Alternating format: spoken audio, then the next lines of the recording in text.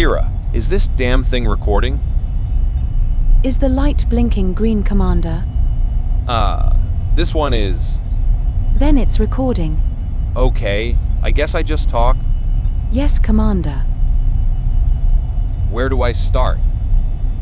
Okay, well hell, here it goes. My name is Commander Gabriel Wickley, but most know me under the call sign of Wicked Wisdom. You know, scholars of old Earth used to write and preach about how the philosophies of their time affected everyone or everything around them. But for myself, the commander of the starship Lucid Dream cannot do that. I don't live in, or even on, a single world. My home is the blackness between the stars in the airless void of the Milky Way galaxy. Out here, philosophical interpretations dominate and punish the weary mind. They latch on with icy talons, turning the most sensible pilot into a hopeless daydreamer. They bend and warp your thoughts to the breaking point, leaving the lucky ones only inches away from the edge of sanity while pitching the unlucky completely over. But the real danger is not anything you can see or touch.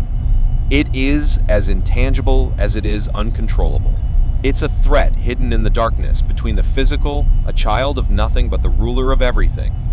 Out here, time is the enemy. Even now, I can't help but wonder if my mind has fallen over that edge or how precariously close I stand to it.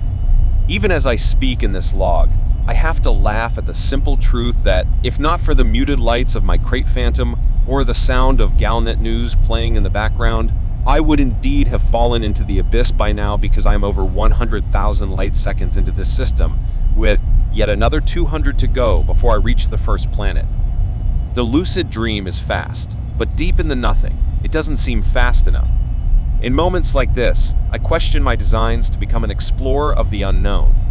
I naively thought the lure of discovering what no human has ever seen would be a shield against the madness one finds when staring out an empty viewport.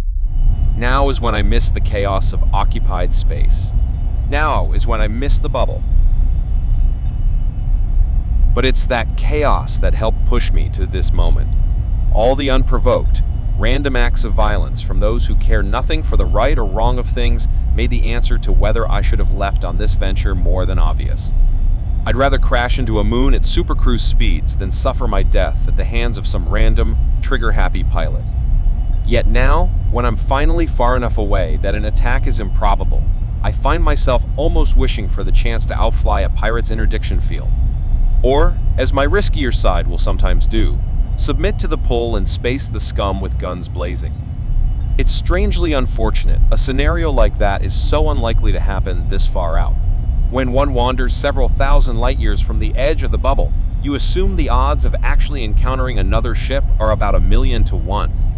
All I have to look forward to now is the empty space between here and there, and it's the there that drives me to keep going. Would you like me to calculate the odds, Commander? No, Kira. Don't interrupt. This is hard enough. Yes, Commander.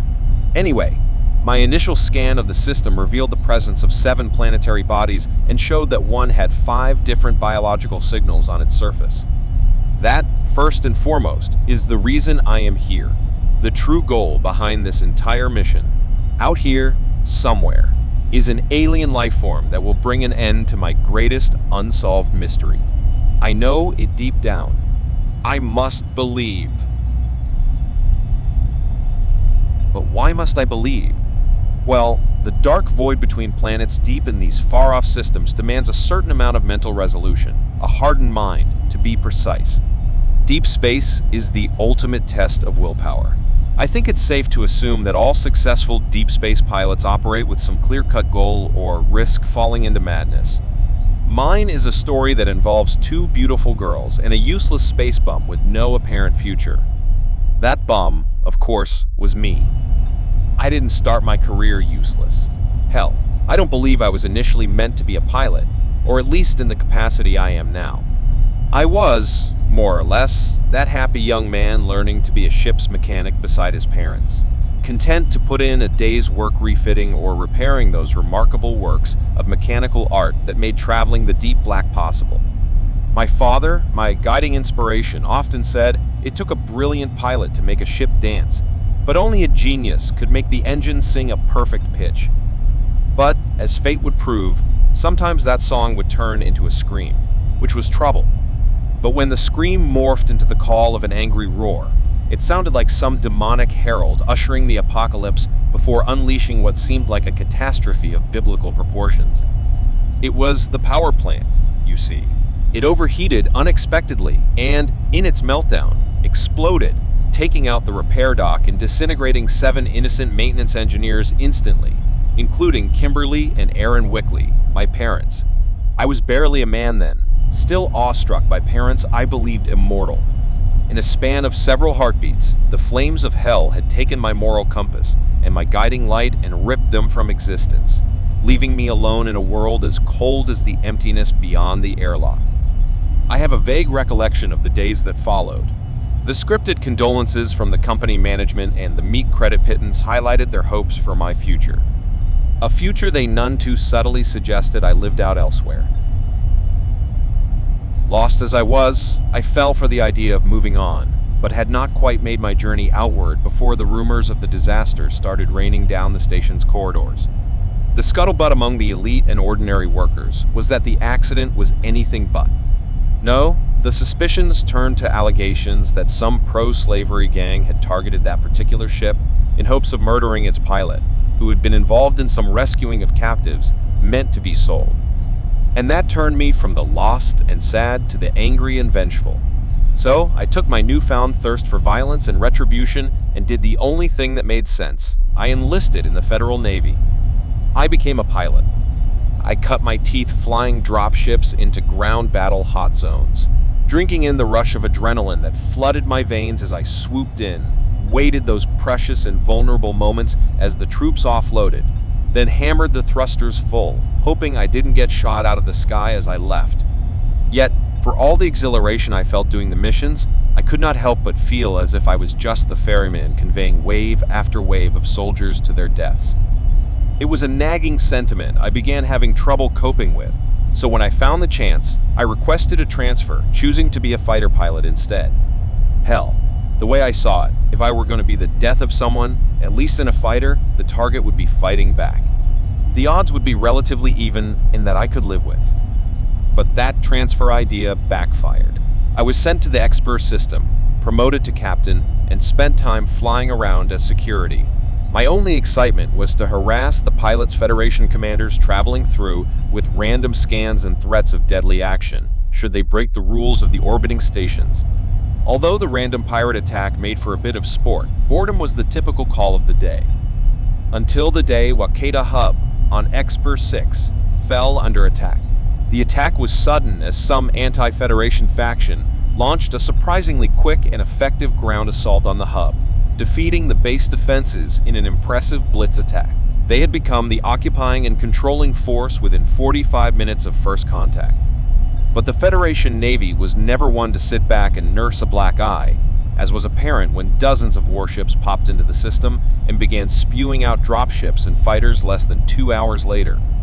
The battle that followed was nothing short of intense, a fact I could attest to because I was under orders to remain in my role as active system security and told to stay away from the fighting unless otherwise ordered. Well, they hadn't ordered me off comms then, so I cued in on the combat frequency and listened as the Federal air support fumbled about, leaving the ground troops open to annihilation. I want to go on record here saying that static comm bursts do not cover up the horrified, dying screams of soldiers being gunned down. Nor does it hide the anger of those pleading uselessly for the air support to do their jobs. I recall no exact moment when my mind snapped and I acted. But somewhere in those moments, I stopped caring about following orders like a good captain would and burned full thrusters for the planet. I managed 3 successful strafing runs against the enemy forces, which may not have won the battle, but definitely saved some lives, and perhaps created the opening for the Federal ground troops to regroup and retake the station.